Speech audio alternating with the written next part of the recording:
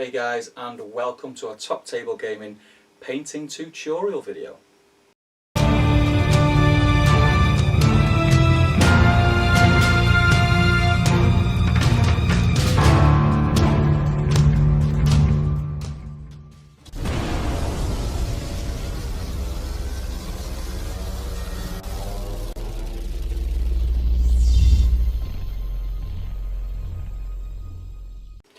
Welcome guys, I'm Top Table Steve.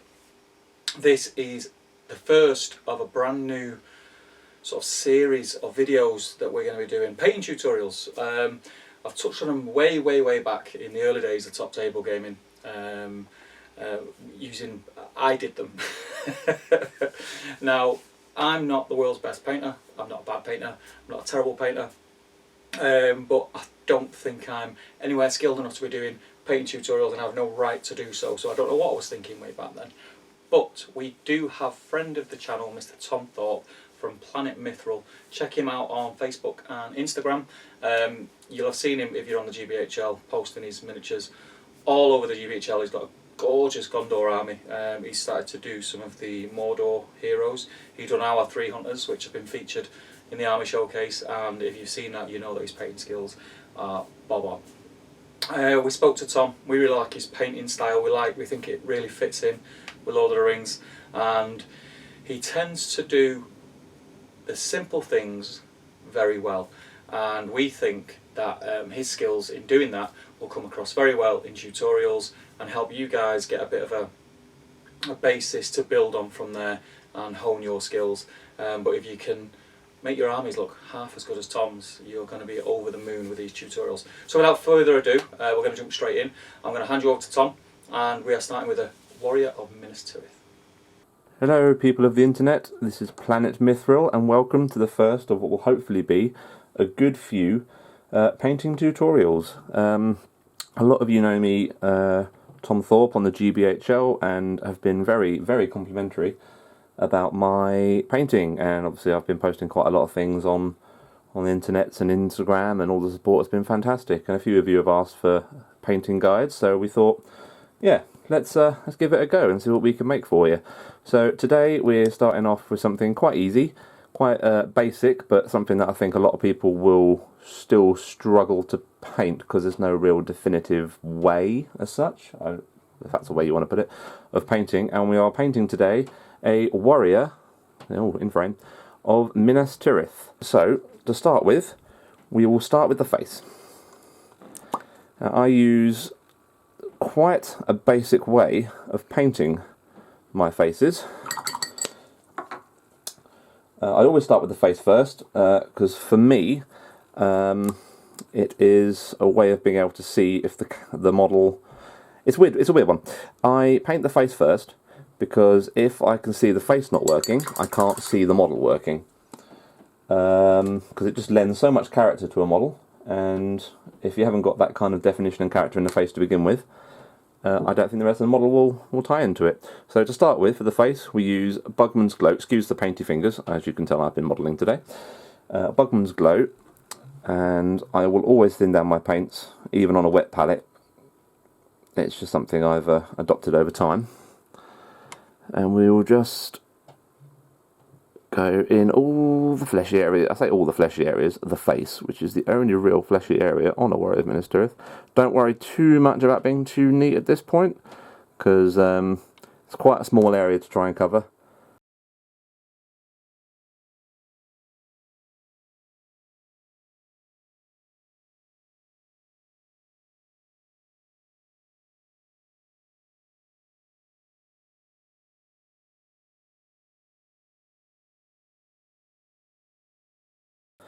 So once that has dried, we will be going over with Cadian Flesh Tone. I don't tend to mix the mid-tones for painting warriors, A, because there's so many of them and it takes a long time, and B, because they've usually got their faces covered by helmets and armour and such. You don't really see a lot of definition in the faces. So it's, in my view, I don't think it's really worth going through 3 or 4 separate highlights of mid-Bugmans, mid-Cadian and Kislev mixes. For the heroes are a different matter because they are the big features of Middle Earth. Okay, so Acadian flesh tone, we're literally just going to pick out the chin at the bottom.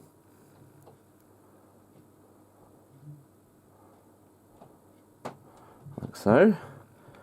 And then we're going to start at the top and work our way down.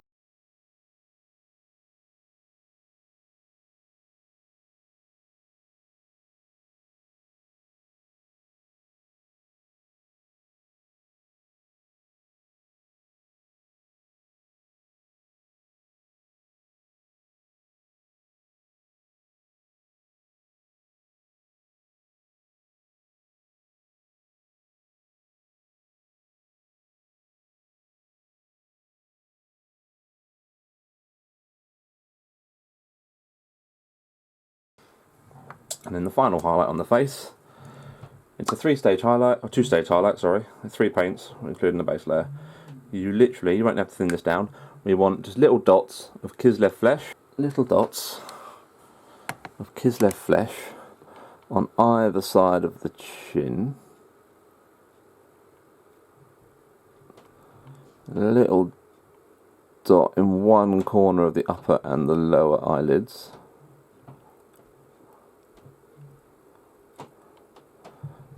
And then just above the lips.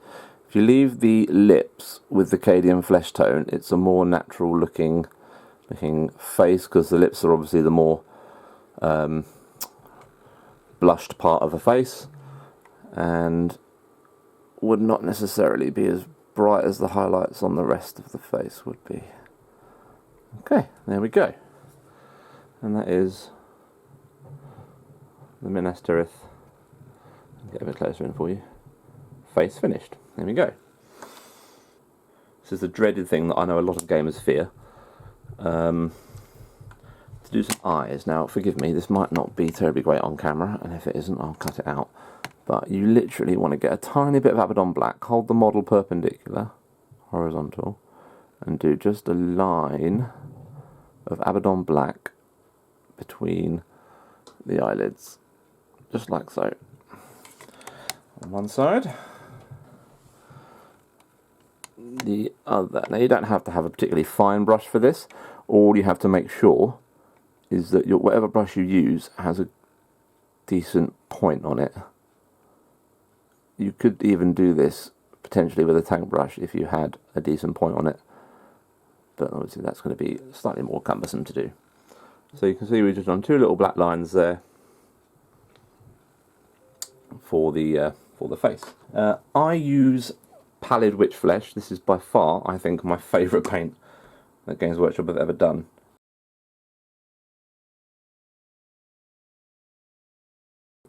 So you literally, with this, on the small line to try and go inside the black one you've already put.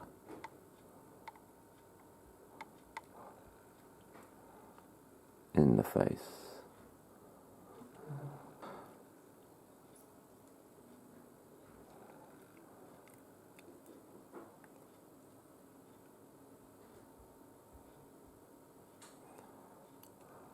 Okay. So we're just going to go and tie that up just a little bit. It looks like the black has bled over into the face a little bit. I assure you it is just the camera angle, it's just literally where the helmet follows around the curve of the face. Yeah, there we go. So we managed to get a bit of pupil action going on under the helmet.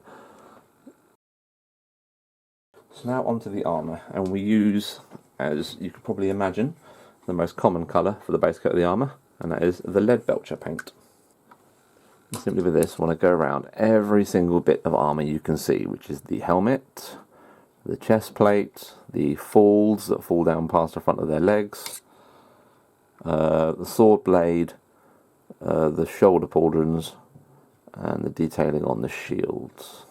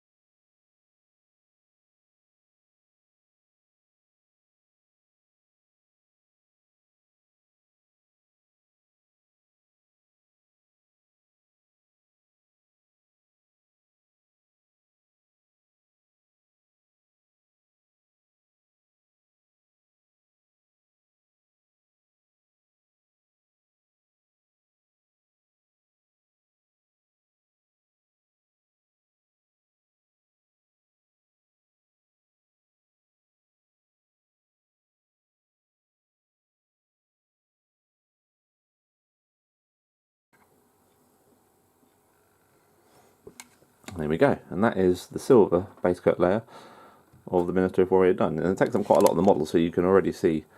Sorry, I'm not getting used to the framing, so it keeps dripping out the side of the frame. But you can already see by just how putting the silver base coat layer on, it already starts to make it look like quite a nice model. If you just wipe off some of the residue of the brush and just give some of the chainmail just a rough dry brush, doesn't have to be perfect because we're about to wash the model, and anything that does get filled in will be picked out again by the washers. But just under the armpits there's a little bit of chainmail just about there on the model, and that is the base layer of the silver done. Now the cloth, the back of the legs, the shoes, the gloves and the arm guards, usually an off black grey.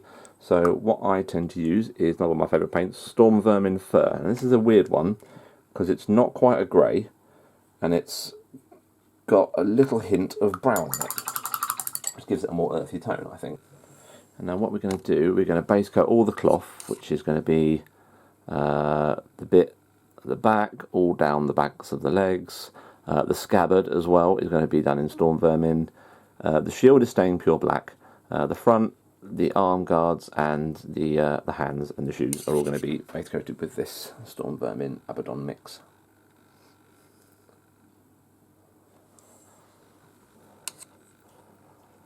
This is where you don't want to hit any of the armour that you've already just painted.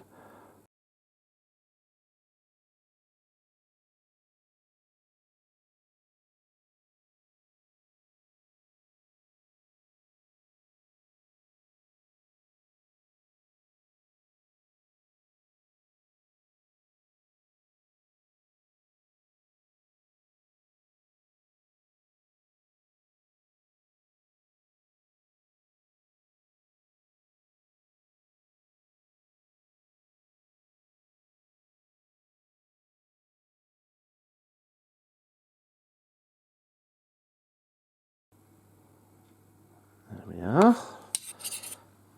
Okay, lovely. So that is now ready for wash number 1. So I use a 2-stage wash for my Minas Tirith. The first one is the obvious choice of Nuln oil, which you don't want a massively thick amount. More of a probably a 3 to 5 part ratio on Larmian to. He says it's like he has any idea how ratios work. Thin it down with some Larmian because it's not going to be a pure wash. It's going to be between a wash and a glaze. You don't want to put too much Larmian in because the more Larmian you put in, the more cloudy the model gets. This is the wash you want to be a bit thicker than the second wash, because the second wash is all about tone and depth. This is literally about shadow. Okay, so you literally wash the entirety of the armour, the cloth, everything on the model that basically isn't a face.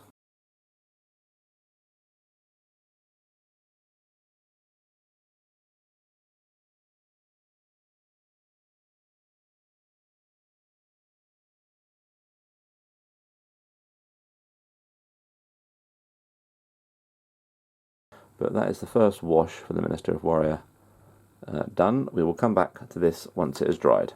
Okay, so the wash is now dried, and you can see the lighting's not great, well, dry for the most part at least, that the armour has now got a little bit of a beaten look to it. It's got a bit of depth, particularly in the groove of the tree, the plates of the fold and the rivets in the helmet.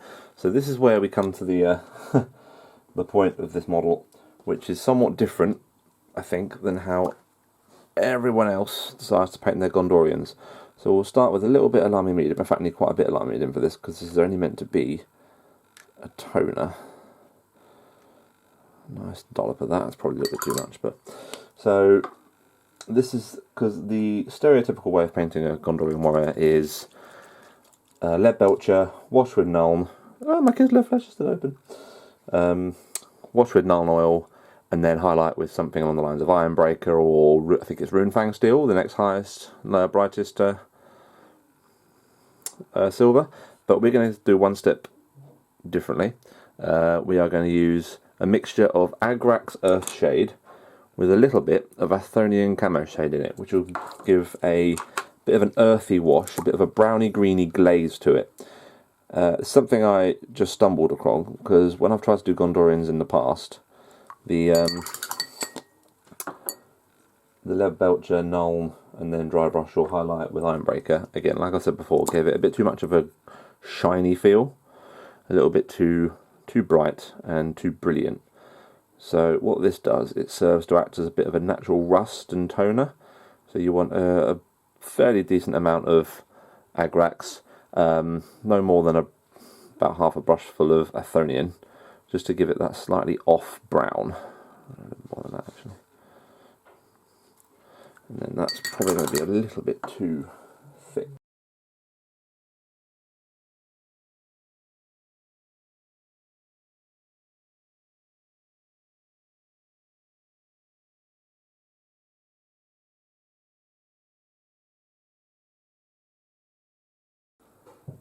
That will give you a lovely looking beaten about man of Minas Tirith, ready for the final highlight.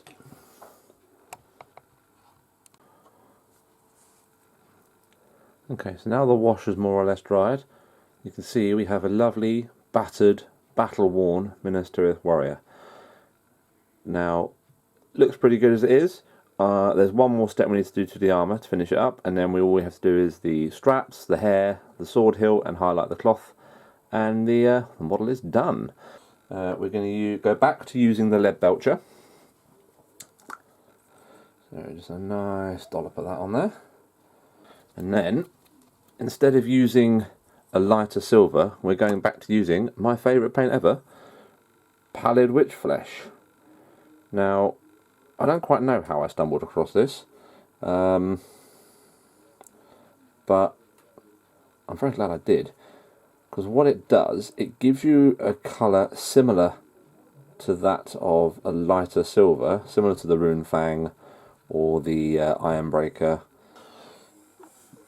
I'm going to go around all the model, and we're going to just pick out the very edges. So we're going to go down the folds,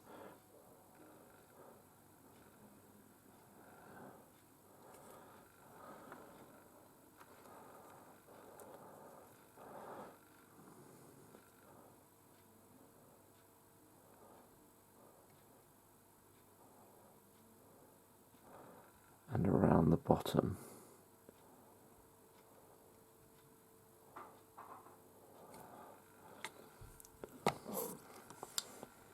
I'm going to try not to hit the camera with my glasses. So basically any raised edge, any segment of armour that you want to look defined will need just a very thin, or as thin as you can make it, line of this mixture going across it.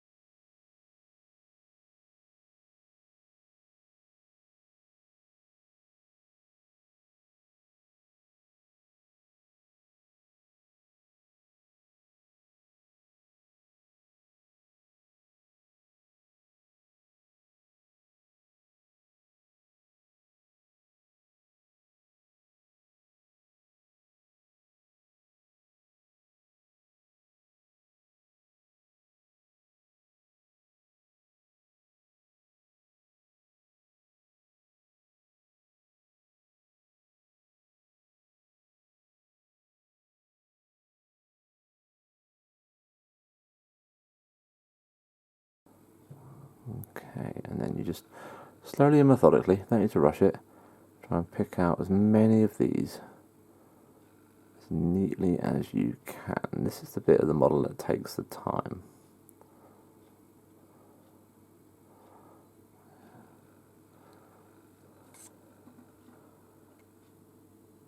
It's easier to do this on Minister of Warriors as it is Citadel Guard, because the Citadel Guard have weird little ornate designs built into their helmets that go in excess of this.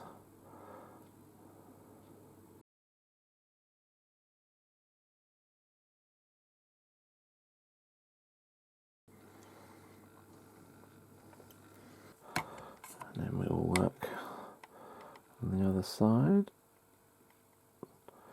That's the strange thing with the Minas Tirith casts. One side of the helmet seems to be very well formed, and the other one you kind of have to make your own highlights, which isn't the always the easiest thing in the world to accomplish. Whether that's just because when prepping the model, there's a giant mould line down generally one side of the helmet. So if you're filing or mould line cleaning, you will inevitably wear away some of that detail. And we'll go back and just tidy up little bits of the models that we slip on, just with a little mix a bit later on, just to cover up any glaring areas like the one I made on the other side of that helm.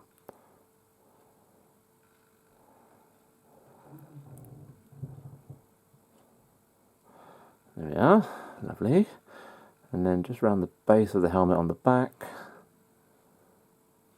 and just a very fine line down around the curve of the head, just like so, just where the natural light will gleam off of it. And you can use the side of your brush just to go up each edge of the sword, give it a little bit of edging,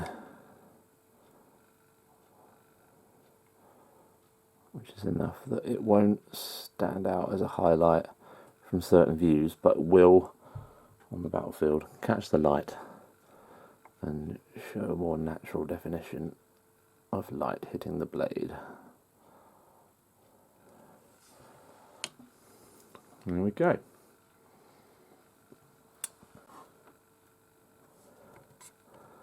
And then all we do on the shield is just dots on the bolts that line the shield, and then depending on how that looks, a very fine line over the top and the bottom of the metal riveting.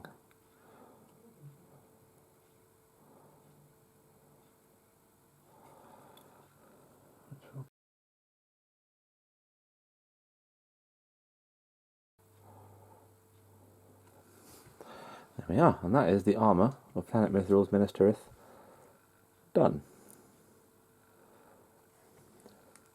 An idea. Nice, easy, two-stage highlight. All the browns are base coated in dried bark.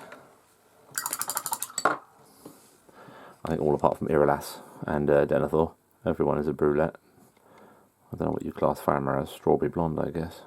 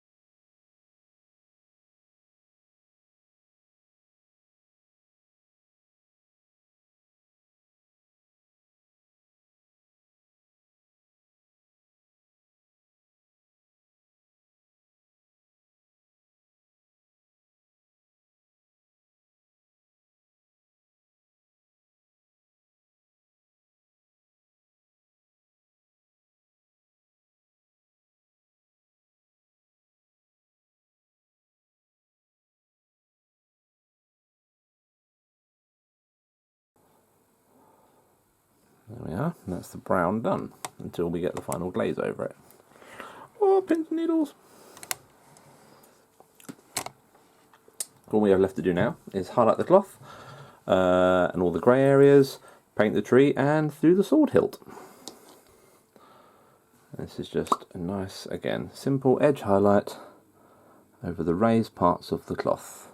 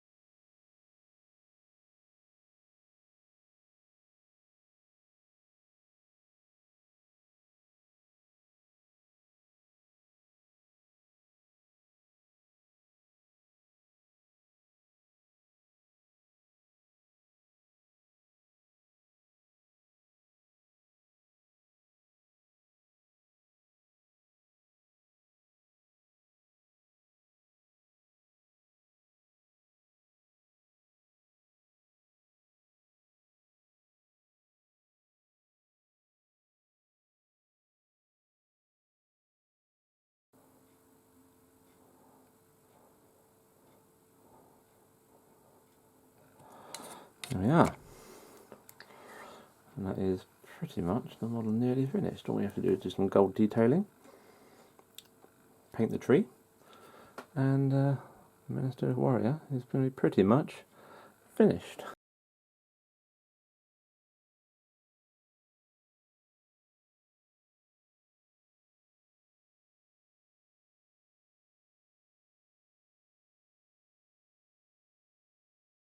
There we are, that's tied that highlight nicely.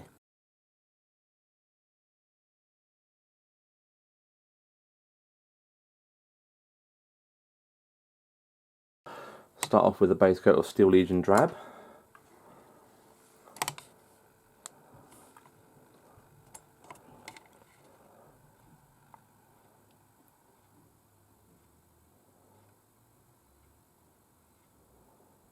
Just pick out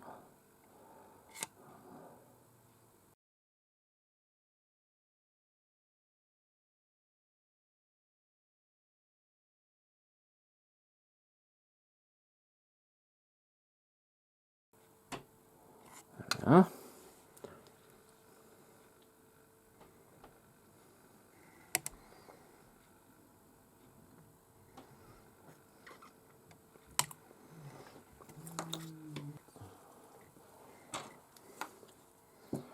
What you want to do with this now is go over and just pick out round the corner and over the top of the crossbar and around the base of the pommel.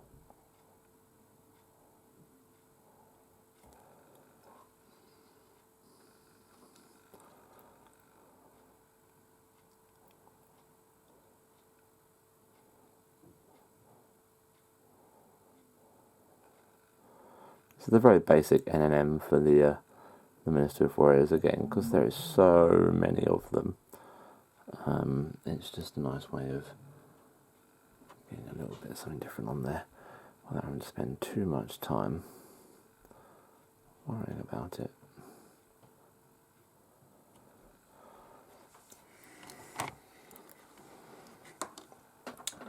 And then, depending on how that looks, you can do a further highlight. For the purpose of this one, I'm just going to use a little bit of pallid witch flesh just to pick out a dot, the very edges of the sword hilt on both sides, the pommel,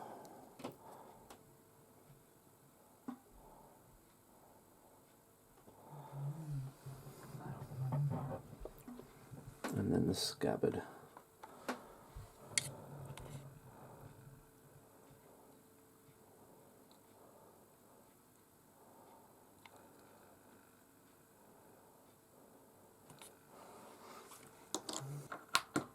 And the very last thing we have to do to the model, a little bit of lime in the medium, some pallid witch flesh,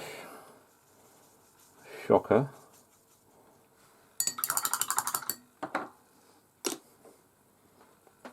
and that is the pièce de résistance, the tree on the shield.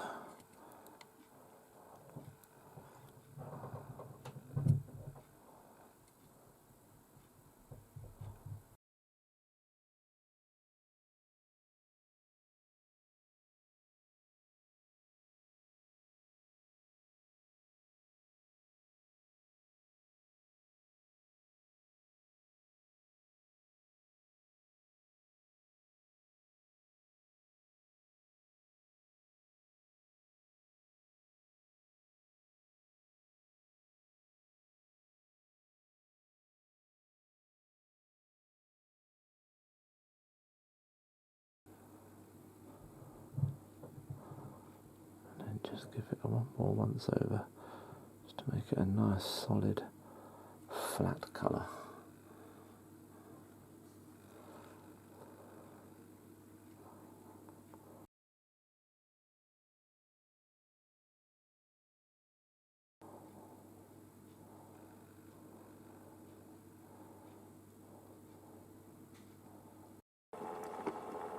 So here you can see our finished Minister of Warrior once we finish the shield. ready to join his valiant counterparts in defence of the realm of Gondor. Now, to finish the model, I did record this unfortunately, but the footage was a little bit corrupted, so I didn't actually get to explain the basing as I would like to, as I was doing it. But the model was based with Citadel sand before the spraying process. That was then sprayed Abaddon black with the rest of the model before we painted it.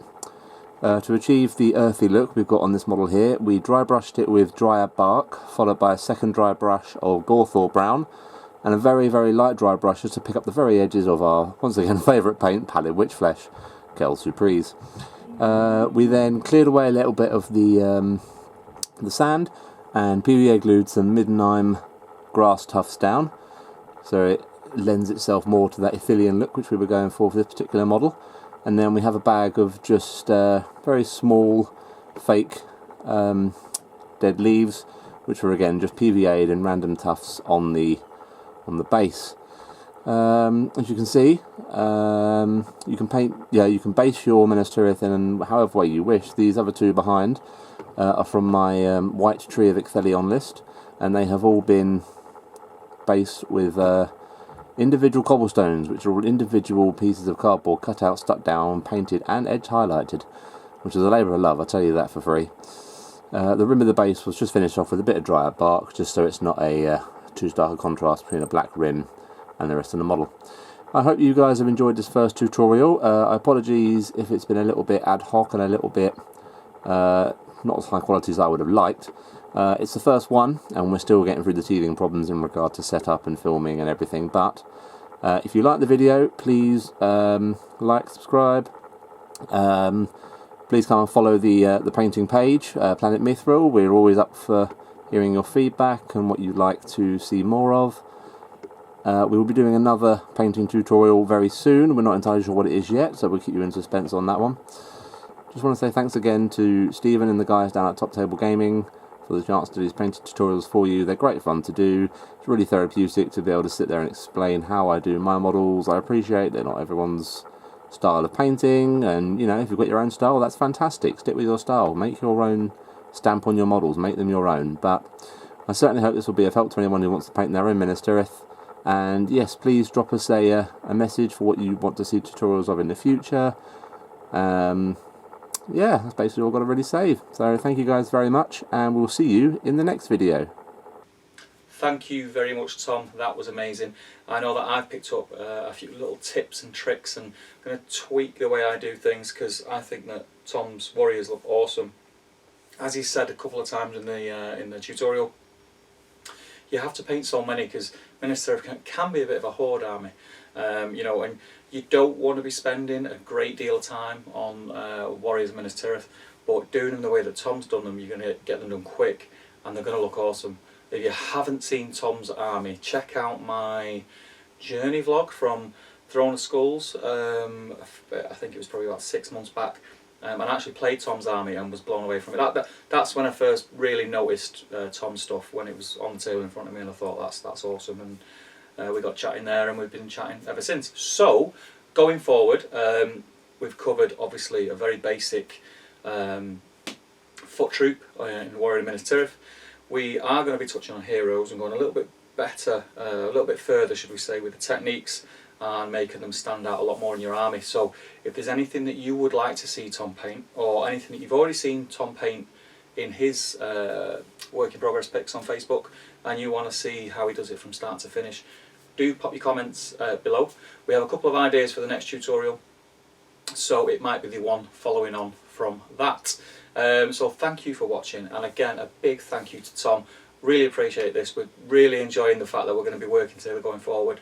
We're really excited about it. I know Tom is as well. So thank you very much, Tom. Thank you all for watching. Hope you enjoyed it. Make sure you get involved below in the comments, and I will see you in the next video.